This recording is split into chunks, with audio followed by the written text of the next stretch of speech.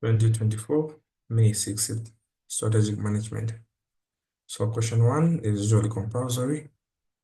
As of 2023, Zanika Piri took time to reflect on the times he had gone through in his fruit and vegetable business and to chart his vision for the future. Going against the wishes of his father, he dropped out of school in 2004 and started a vegetable fruit business. In the beginning, sales and profits were low, as the business had yet to establish itself. Notably, the captive market and fruit and vegetable consisted of small community of vegetarian expatriates and few indigenous people who held senior positions in the civil service. During this period, Piri's objective for the business was to get established and grow the customer base. From 2011 to 2020 was one of the mixed fortune. On the positive side, there was a rise in consumption of fruit and vegetables due to various developments. First, with a growing influence among the locals, there was an emerging awareness and preference for healthy foods such as vegetables and fruits. Second, the government provided incentives to farmers to increase the food production. As a result, fruits and vegetables were readily available on the market.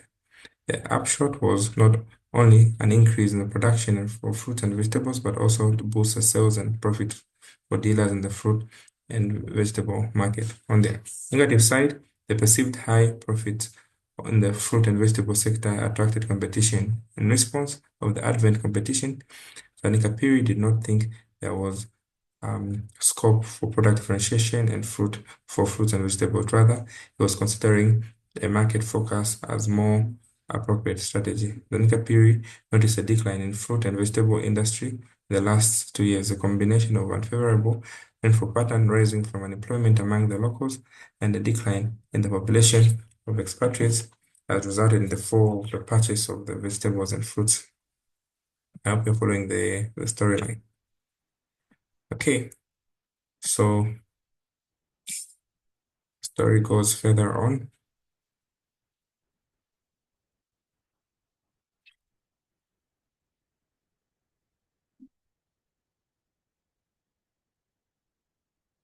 So we're required to explain what the significance of a strategy to a firm, explain the justification for a no change strategy during the boom from 2011 to 2020.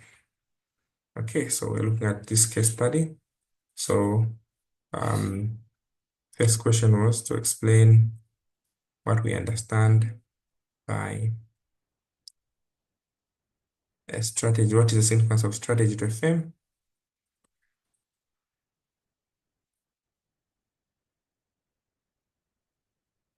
What is the significance of strategy to a firm?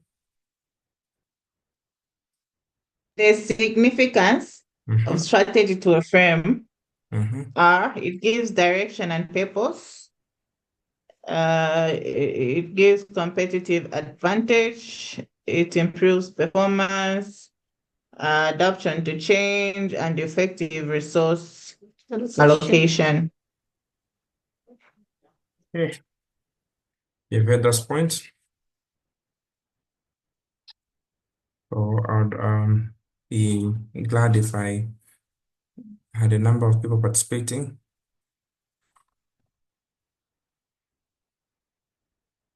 So the significance of strategy for a firm, I need 10 points. Those are how many marks there? 5 marks. Okay, 10 points from you.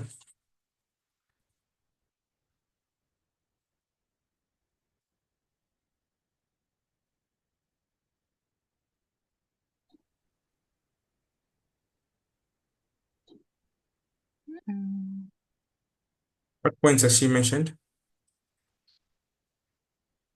The importance of strategy to a firm.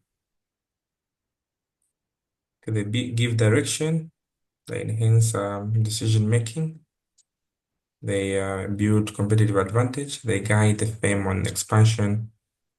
Okay, so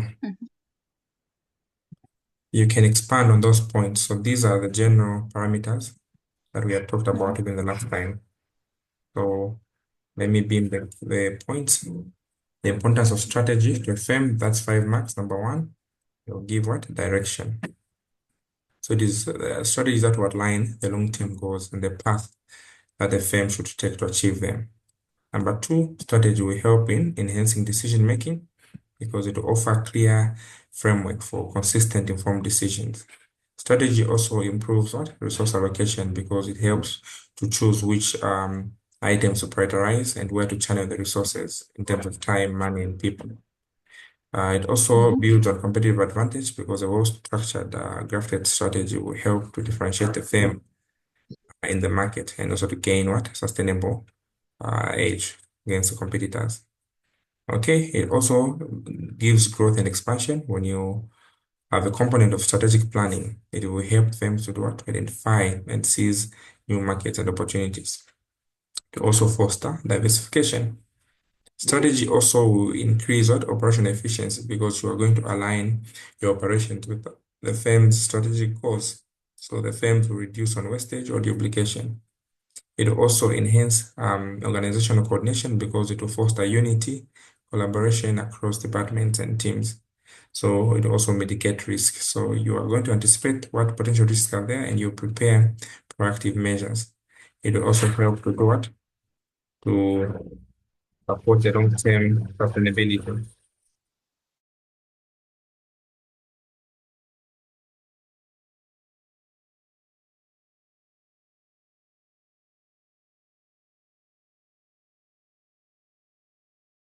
So what was the justification for a no change strategy during the years 2011 to 2020?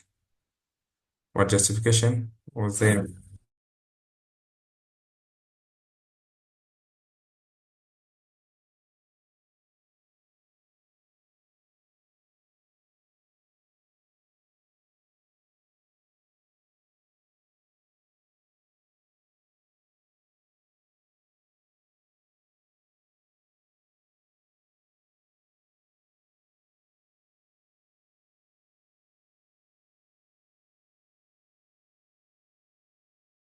So we're told in the case study that there was no change between 2021 to 2020 here.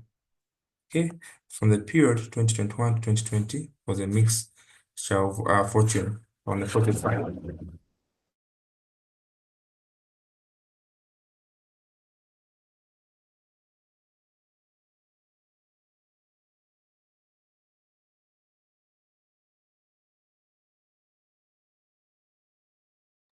Okay, so those are the points. I want you to give me the justification for no change in strategy based on that screen graph.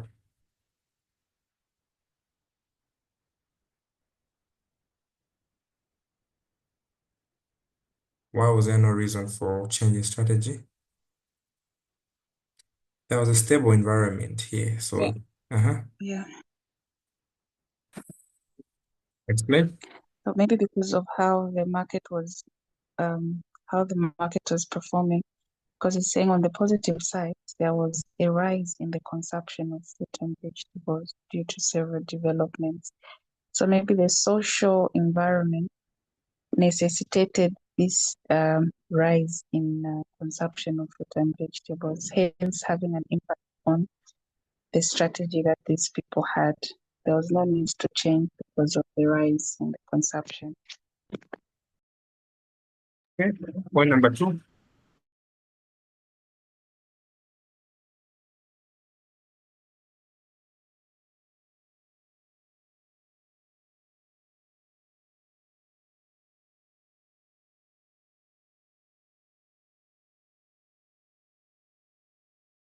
There was government support. There's noise in my background. I'm trying to mute so that I can hear from you. Just at the face.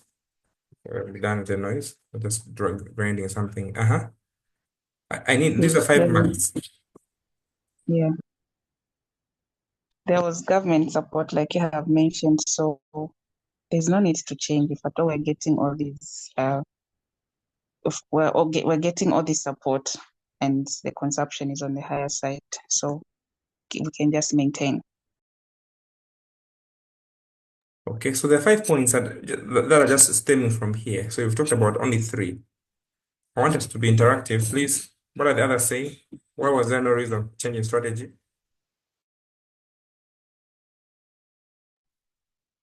Maybe if I can respond to this one using the product portfolio analysis, where the market had a high market growth in terms of the government providing all the incentives, the fruits were already available on the market. There was an increase in production of fruits and vegetables. And then also Zanika, is it Zanika, had a strong market share where he was able to get these products and sell them at a reasonable prices, increasing his market shares as well. Okay, that's good. Yeah, that's a valid point. About competitive advantage, I needed somebody to comment in terms of competitive advantage, in terms of customer satisfaction, in terms of consolidation phase, or even resource constraint and strategic focus. So I want the points to come from there as well.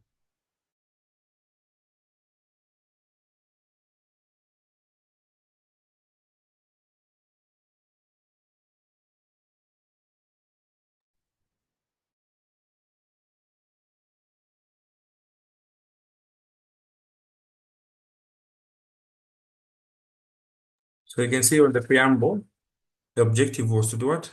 To get established and grow the customer base. So this period of time, is there anything to do with the customer base or growth or expansion? So this is how I want you to tackle the questions as you think, because we are now preparing our minds for an exam setup. Most of these questions will have case studies that will require you to analyze and critically use the principles to exert your thinking in that line. Okay, so if you feel that is enough for 5 marks, we can proceed. So let's also assess Zanika's opinion that market focus was more appropriate as a strategic response to competition than product differentiation. So what is your assessment on that?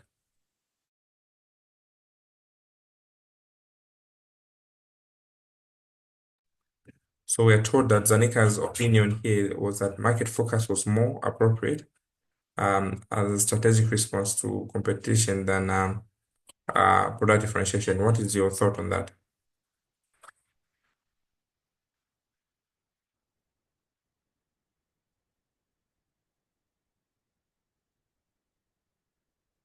We're analyzing the opinion that Zanika thought that market focus was more appropriate as strategic response to competition than product differentiation. In what ways, in short, is market focus more appropriate? Uh, is it true that market focus is more appropriate than product differentiation? Look at the nature of the good. Somebody comment before I come in.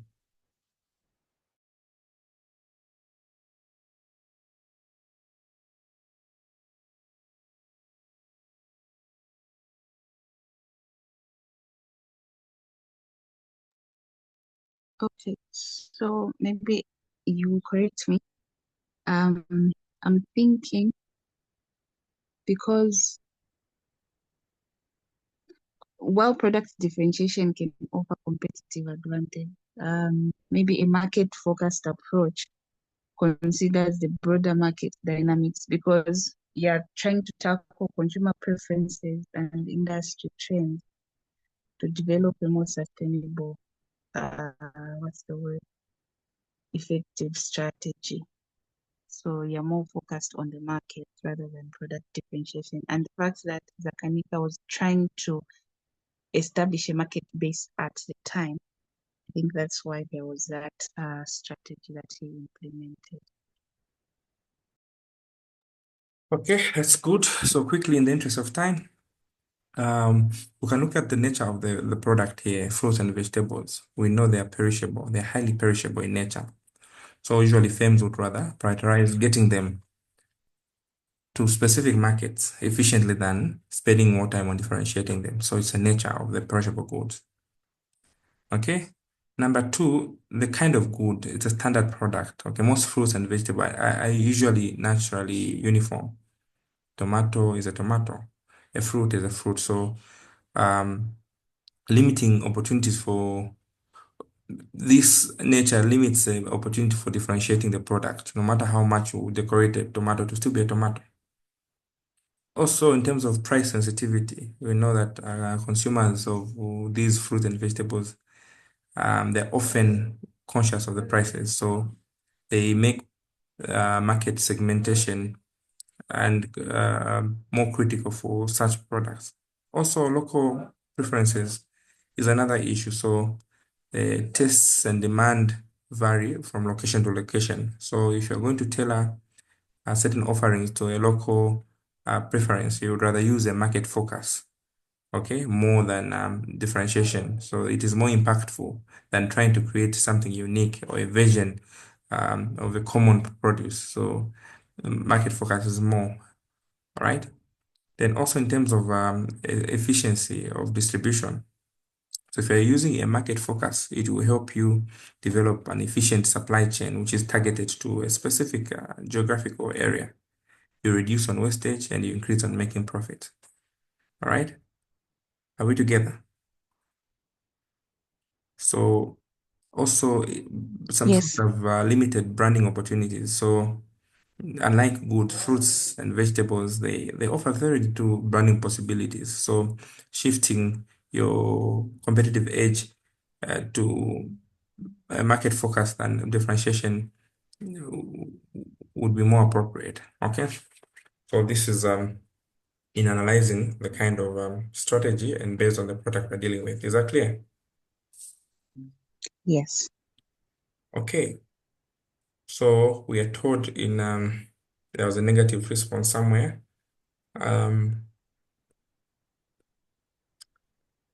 After reading this, so on the negative side, the perceived high profits in the fruit and vegetable sector attracted competition. So in response to this advent, competition came in, and Zanika Piri did not think there was scope for product differentiation, rather considered the market focus. So he noticed a decline in fruits and vegetables in the last 2 years, combination of unfavorable rainfall pattern and rising unemployment among the locals and the decline in the population of expatriates resulted in the fall of purchases for goods and services. So Zanika is wondering what it can do to ride this decline. So our question here is, justify any two strategies Zanika can employ to deal with the decline of the market of fruits and vegetables. 15 marks.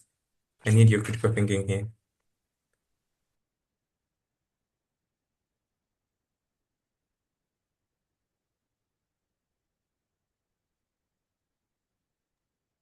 I think one of the strategies Zanika can employ is to diversify. It should move away from the fruit and vegetable and go into other products so that it can grow a business. Very good. Diversification, that's a key point. Next.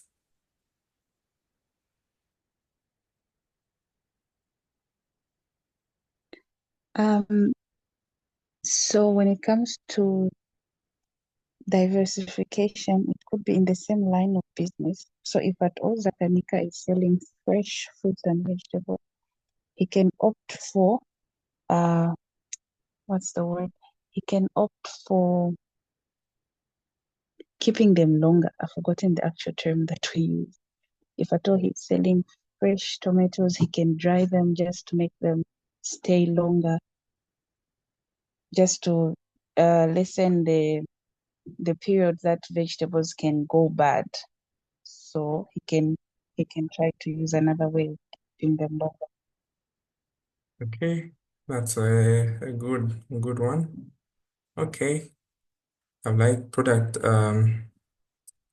diversification is one another. Preservation method, okay, is another important one. Um, what else could introduce was a competition that came in. So competitors came in, so he could have launched what are called loyalty programs or incentive for regular customers so that he becomes stable. It could also have gone online or e-commerce to embrace what? Services to reach other areas, not limited to that geographical location. So it could also, due to the climate, we thought that the rainy season was going to have invested in irrigation what systems, but amidst a drought that was coming, it would still be productive. Okay, you could consider partnering with some retailers or local supermarkets, okay, to secure a consistent supply. You could also engage the community or conduct education campaigns on healthy eating so that people could continue, with the consumption. So, and also consider exporting um, the product to other markets, okay, not limited to the geographical area. So these are some of the strategies that we could employ. Are we together? Are we together? Yes. So question number 2, Yes, we are. in a critique of the concept of social corporate responsibility, Adam Smith argued that it is not from the benevolence of the butcher, rather the brewer or the baker, that we expect our dinner, but from their regard for their own interest. So what do you understand by the concept of social corporate responsibility, and also examine this statement? Okay.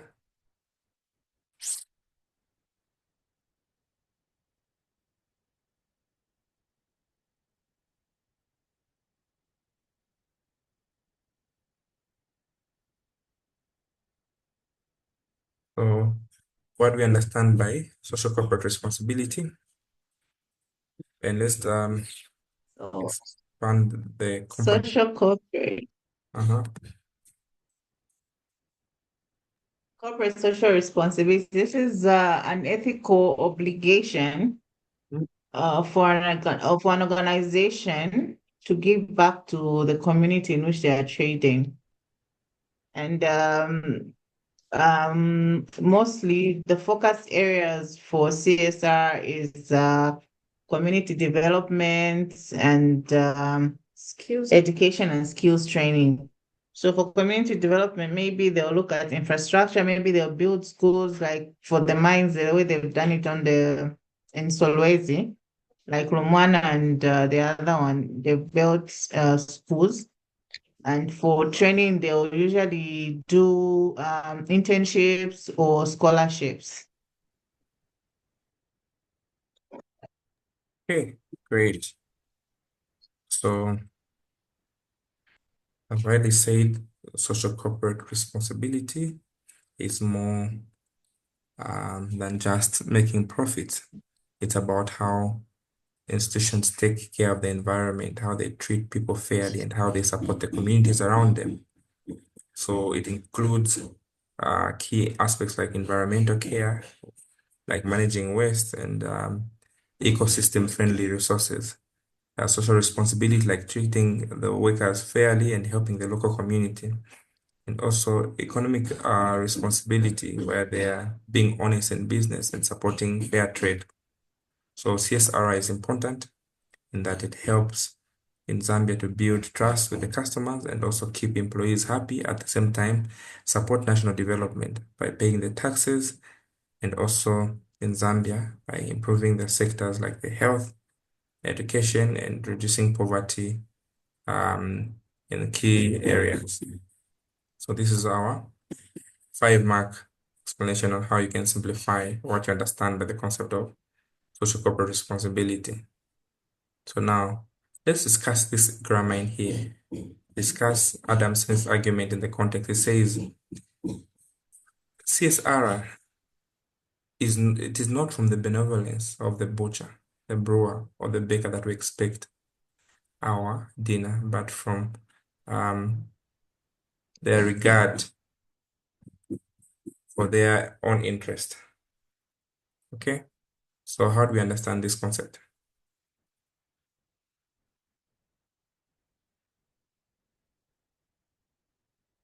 Do we agree?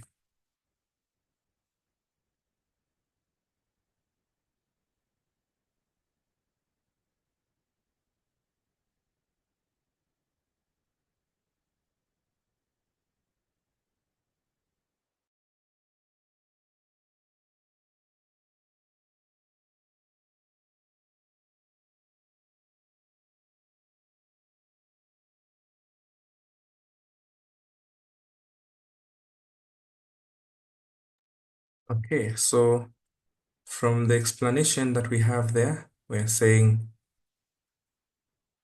Adam Smith, he wrote one of the renowned books, which is known as Wealth of Nations. So he argued that the activities that are primarily um, driven by self-interest rather than uh, self-gain are mainly stated from his keywords that it is not from the benevolence of the builder, or the butcher, the brewer, and the baker that we expect in a bag. So this quote just simply underpins his belief that individual pursuit for profit inevitably benefits the society through what is called an invisible hand.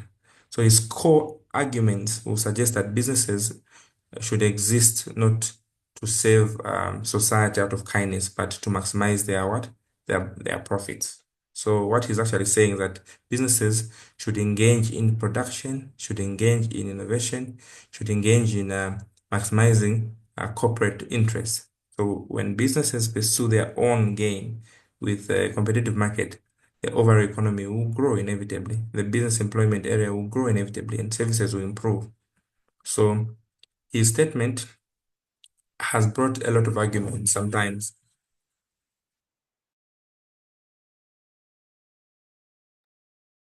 Okay. So according to his statement, he believed that businesses must run to make money, not to help others. It's not my responsibility that now that I'm doing Kantemba, I should always be looking at what am I going to do for the community. I'm here to make what? Profit. All right. But as well, he says, as they make profits, they should also create jobs inevitably, which is an inevitable idea. They should also offer better products. They should also grow inevitably. So even if they're not trying to help in actions directly that benefit the society, inevitably by them engaging in business, they will help build society. How does this idea fit in our Zambian context? We'll look at big companies in Zambia like KCM, okay, like FQM. So mainly they aim to make a profit, but while they're doing so, they'll build roads, they'll create jobs, they'll support the community. Okay, just like Smith said. So the other key concepts that we can get from that statement. Okay, let me just go to the pamphlet. So we'll look at some concepts that we can get from that statement. Right. So number one, we say that big companies should focus on profits. But as they focus on profits, they have what we call inevitable effects. So as they are making profits, they are building their roads, which are helping the community, they're creating jobs and supporting communities. Then also it says CSR is sometimes for business gain. So some companies who build schools or clinics do not do that to just help people, but they look at how they look good and attract customers. So this matches with the idea that helping others in a way helps themselves. So also the fact that small businesses can't always afford um, corporate social responsibility. So we're told that in a weak economy, small Zambian businesses focus on survival and profit. But if they try to spend on charity and social programs, they may lose the money. So Smith would say they should only do CSR if it helps a business do. The other application of this one is that the government has set rules that need to be what? To be taken in consideration. So rules are sometimes needed. So according to his statement, he believed that in a free market like Zambia, government sometimes will force companies to do CSR, especially foreign ones. So this is because profit alone does not always what help poor people. Then lastly, the concept is that problems with self-interest. Some foreign companies in Zambia just take resources and send profits abroad, so they leave little for the local people. So this shows that self-interest can sometimes hurt the economy unless laws are put in place. Hence the statement that we call it is not out of, it says, it is not out of benevolence of the butcher, brewer, or the baker that we expect our dinner, but from their regard for their own interest. Okay, so question number 3. An organizational culture is a mechanism for strategy implementation. Pursuant to this, a company in Zambia laid off some of its employees, ostensibly because of the sales and profit that have declined or fallen. What is the relationship between retrenchment and organization structure? Discuss any 5 factors you would consider in designing an organization structure. Okay.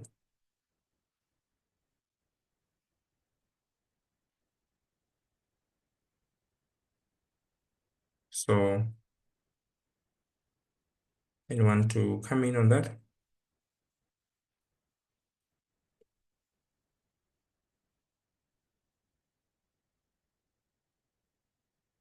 So we've been asked, what is the relationship between retrenchment and organization culture?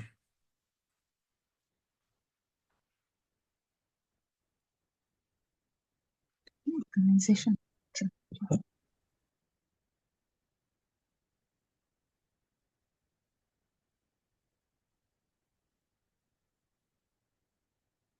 What's the relationship between retrenchment and organization culture?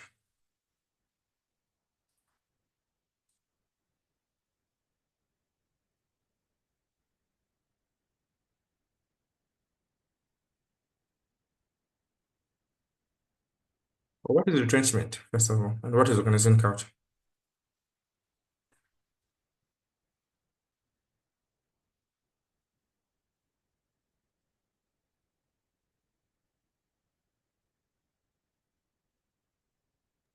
Mr. Collins, are you saying structure or culture? Structure.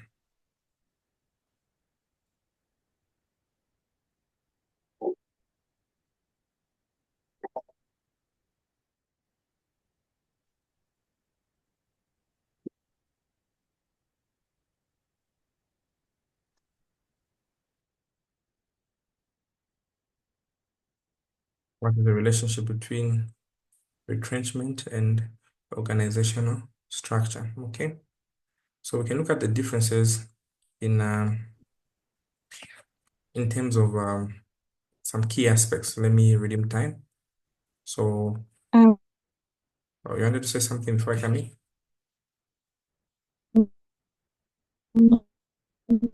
Let me try. Can you get me? Yes.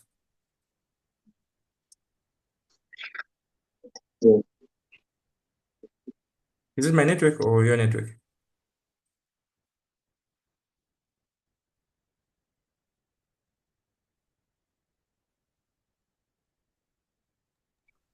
Okay. Yeah, our organization has let go of it. So when you're talking about retrenchment, basically it is a strategic action that an organization will take to reduce its costs and to stabilize financially, usually in times when there are economic hardships, there are poor performance, or there's a crisis. So this comes about as a drastic measure that a company will take to lay off its workers, right? To shut down some departments, to reduce on production levels, to cut down on some essential expenditures. So the main goal of retrenchment is basically to preserve the financial health of an organization. So retrenchment is simply a short-term nature, which is a defensive strategy that a company would want to use to respond to some internal inefficiencies that an organization is going through. So, like falling revenues, okay, it is a necessary evil that an institution will take on, often to combat negative effects that may fall on a company. So, organization structure, on the other hand, is how can I put it? It's a framework, a formal framework that outlines how activities, how tasks, how resources, how supervision and coordination are directed in an organization. So it defines the roles and responsibilities and the authority levels communication channels, how different departments and teams relate to one another. So an organization structure is a fundamental long-term part of the business, which outlines how the business will operate. It has a formal structure, which has an organogram. I think I mentioned something to do with the organogram, which I'll branch in to explain more. Okay, it has a divisional structure, which is organized by line managers, and there's a matrix structure, which has a combination of the functional and line-based manager. It has a flat structure. It has a hierarchical structure, which is there. So this organization structure will affect how efficient the organization will function. So the differences between these two come in terms of purpose. Retrenchment is aimed at reducing costs, whilst organization structure is designed to support the smooth functioning of business. The duration, retrenchment is short-term, whereas organization structure is long-term. The nature, retrenchment is more reactive and defensive, whereas organization structure is more proactive and functional. The impact on people, retrenchment, people lose jobs, whereas organization structure clarifies roles. And also, the strategic role, retrenchment is part of a turnaround of downsizing some strategies where organization structure will help to support growth and scalability. Okay. Now let's branch briefly to explaining what an organogram is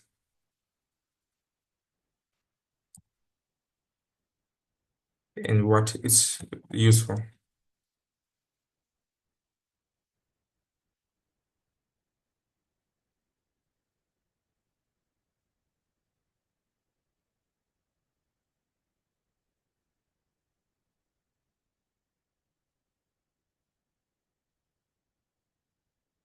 What is an organogram?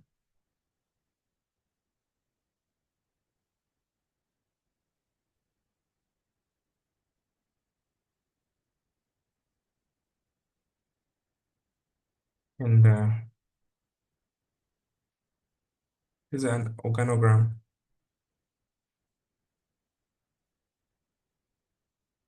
I said it is also known as what? An organizational chart. All right. She talked about this in class. You must remember what an organogram is, what its purpose is, and how. So when we're talking about organogram, it's an organization chart which has a visual representation of what the structure, the hierarchy, the reporting relationships, departments, and also positions. The purpose is mainly to clarify what? Reporting lines, who reports to who, defines the roles and responsibility, shows departmental structure, how the communication flow is, and also decision making, how it is done. Okay, so um, that's what we're talking about when dealing with organogram.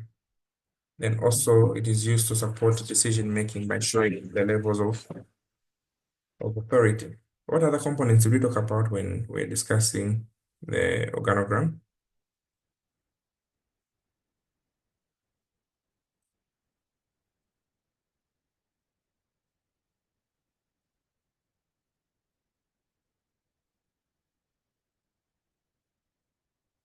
We said organogram.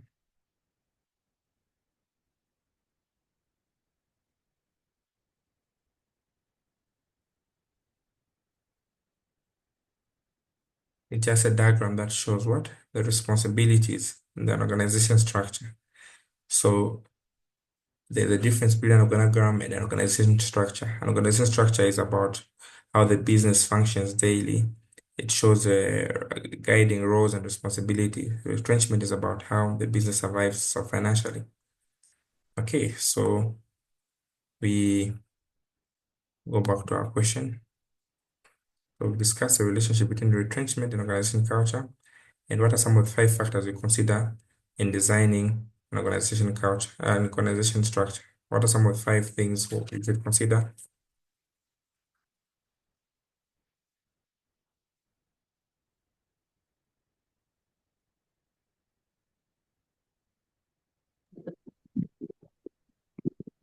What are some of the things? Uh-huh. The size of the organization, Okay, size of an organization, The vision, purpose of organization, Yes. The culture of an organization. Mm-hmm. The roles and responsibilities. Exactly.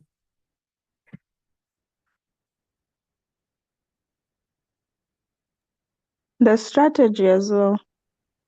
Yes, the strategy as well. There are a number of factors we can talk about. The communication channels as well. Okay. These ones are key elements. You look at the goals of the strategy, where they align with the structure, with the company's vision, mission, the functions and departments. Okay, how related they are, finance, HR, marketing, the roles and responsibility. Okay, you need to define duties and each position.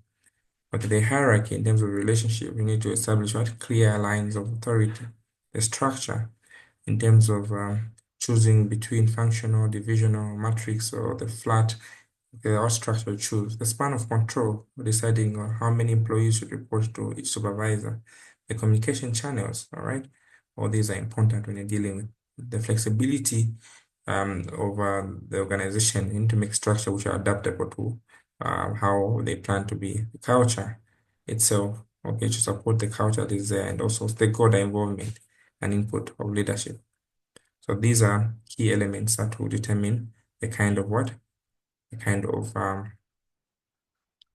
design you're going to have. Okay, so these decentralized or centralized. Okay,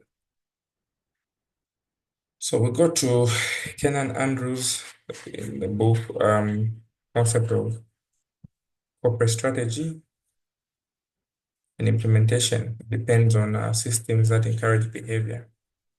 So an investor observes that he is not able to retain certain graduates from University of Lusaka because so they claim they are not entirely satisfied with the basic pay. So propose any 5 guidelines that make basic pay more effective in encouraging um, behavior, such which advance strategy, and also evaluate effectiveness of offering monetary allowances like transport and housing in a way of motivating employees. So let's look at what are some of the 5 guidelines that one should consider in making basic pay more effective.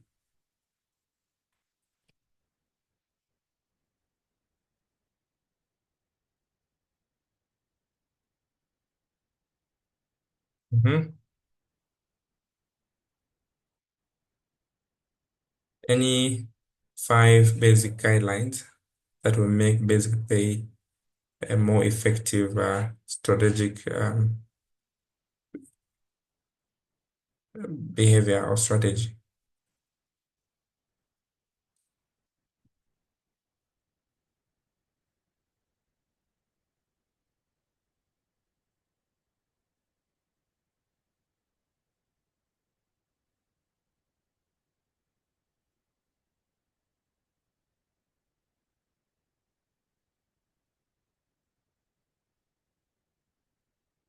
We talked about those aspects of equity, okay, must benchmark the industry standards, must be transparent.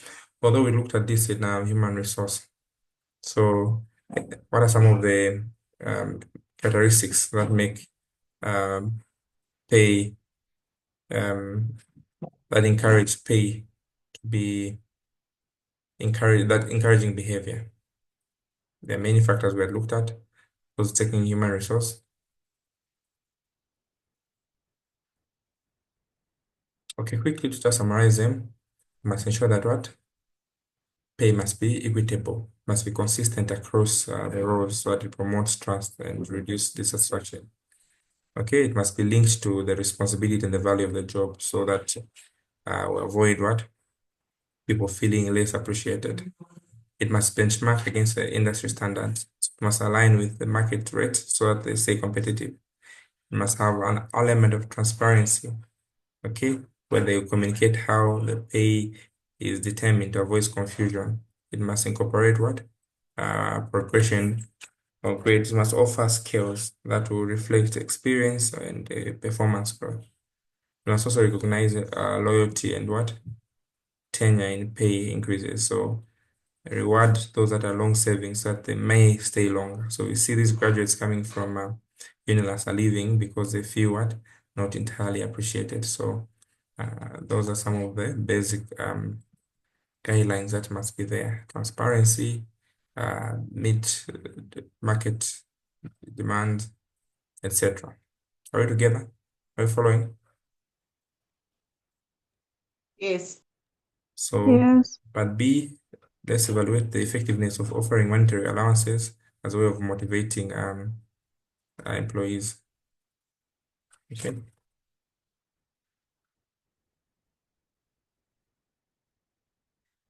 What is the effectiveness of monetary allowances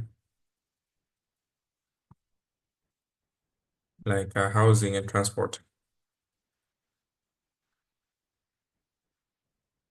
as a way of what? As a way of motivating employees. Anyone?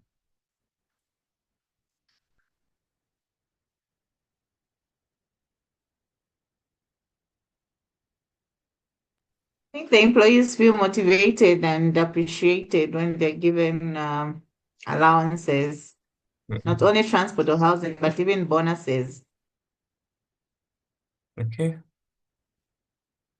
So, what is the advantage in short? What we're talking about? What's the benefit that comes from having monetary allowances? Monetary allowances. It Hmm? enhances their performance.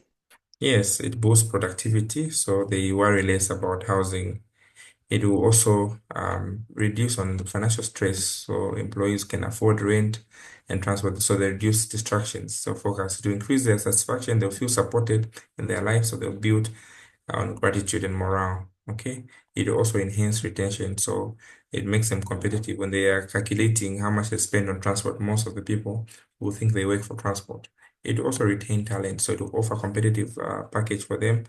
Um, Including them staying longer. It will also improve work balance. So the financial relief that will come there in some areas, where you have employees that are worrying about transport, so it will improve their work balance. And many other advantages that you can put in there, but these are some of the key. Okay. Of course, there are limitations that monetary allowances have. Okay, that you should also know their limitations. But for now, we're just concentrating on these ones. Anything else? Proceed. So a variable that is considered in formulation of strategy is an organization's capability.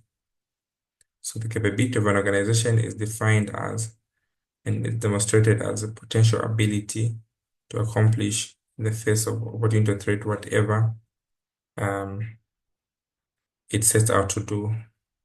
So what is the significance of opportunity or threat to an organization's strategy? And explain an example the role of strategic capability in the formulation of strategy.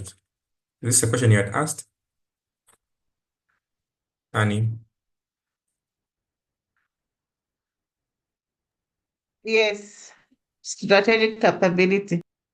Yes. So, Yeah, I want to understand that concept of strategic capability. okay. So, by definition, we've been given that a variable that is considered in the formulation of strategy is what? Organization's capability. So, the capability of an organization is defined and demonstrated as its demonstrated or potential ability to accomplish in the face of opportunity or threat, whatever it sets out to do.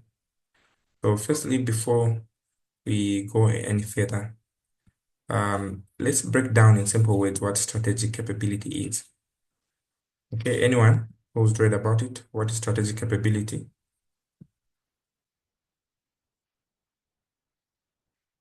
So, when you're doing strategic capability, you're looking at the ability of an organization to effectively use its resources, its skills, its competencies to achieve its long-term objectives so as to gain competitive advantage in the market. So it has components. It includes a combination of resources like finance, human, and technology. It uses skills like expertise, knowledge from the organization. It uses competencies. So the unique abilities of an organization to excel and to contribute to its success. So strategic capability will enable what? A firm to adapt to the changes, to exploit new opportunities, and to maintain a strong position within its industry. So it allows a company to perform better than its competitors over time. Okay. What is its importance?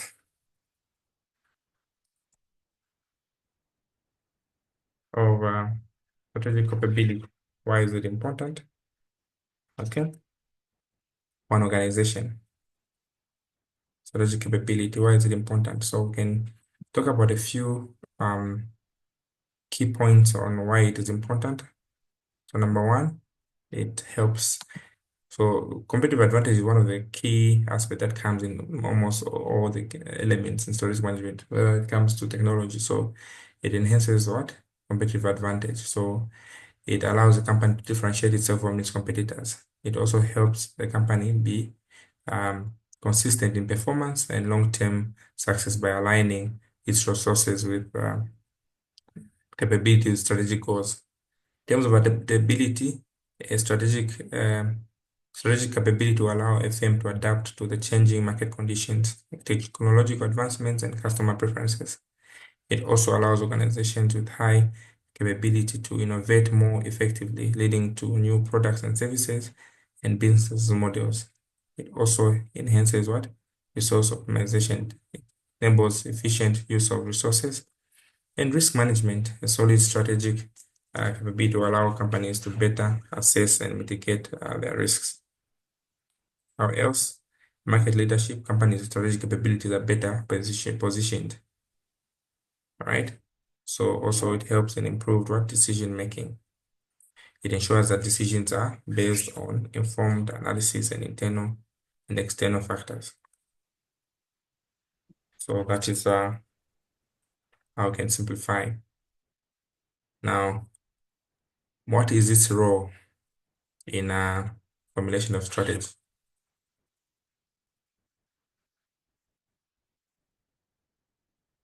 What is its role in formulation of what? Of strategy. Strategy capability. So it plays a significant role because it takes use of, it helps identify the strengths and weaknesses. It also helps in aligning what? Strategy with the resources. Strategic capability helps firms to assess their internal strength, that is skilled workforce, technology, a strong brand, and weaknesses, which are the limited resources, outdated systems. So strategic capability helps in making making assessment forms, then it could fund strategic decisions and also ensuring that strategies are realistic and achievable. It helps to align what? Strategy with resources. So combination of strategy must consider resources and capabilities. So strategic capability to ensure that the business has what? Necessary resources, which is financial, human, technological, to support its strategy. It also helps in supporting competitive advantage. So strategic capabilities like unique skills, knowledge, and technologies that can form basis for competitive advantage. So also strategic capability helps businesses achieve what? Set achievable and realistic objectives. So that is how strategic capability, the role it plays in formulation of strategy. Lastly but not the least, what is the significance of an opportunity or threat to a firm strategy? What is the significance of an opportunity? This is the external environment, okay, on the SWOT analysis.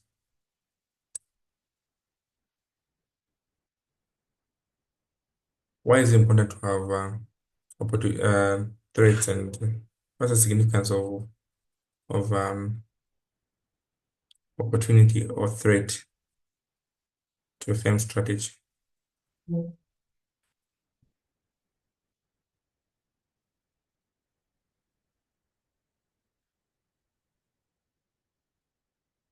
Anyone?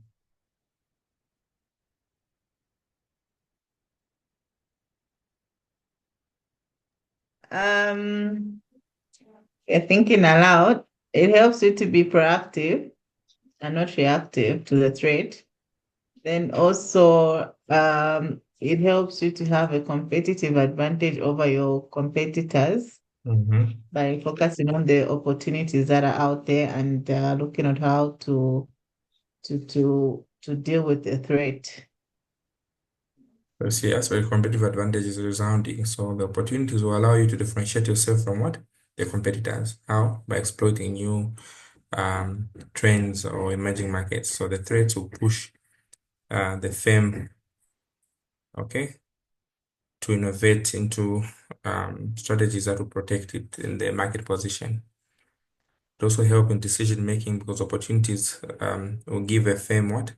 New avenues for growth, whilst the threats will present risks that could hinder its success. So both will help in decision-making actions. So in terms of resource allocation, opportunities will guide the firm where to allocate the resources, whether investing in a new technology or entering new markets or forming alliances. So if it sees that there's a promising opportunity, the strategy will include directing resources to that particular opportunity.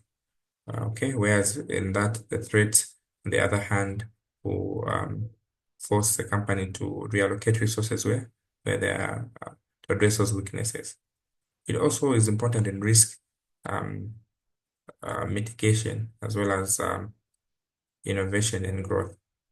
So, in terms of risk mitigation, by identifying threats early, firm can develop strategies that will mitigate them. You should also find examples that should align to that. And opportunities also play a role in reducing what? Risk by capitalizing on emerging trend. In terms of growth, innovation opportunities will drive innovation. They also encourage firms to rethink their models and introduce new products and services. Okay. Other advantages that we have, elements we may have, is that on strategic flexibility and long-term sustainability. Okay, so only needed 5 points. I just added these for you to increase on your thought. So the firms that are aware of the external threats and opportunities can remain flexible and responsive to changes in the environment. This means that being able to adjust their strategy if the conditions change. The long-term sustainability opportunities will enable firms to plan for long-term success by identifying the areas of growth and sustainability and threats like environmental changes, market saturations, regulatory pressures. They can challenge a company's long-term sustainability. So strategies will need to be developed to address these threats. Okay, so this is how the 2024 paper ends. So thank you for your participation. We end here.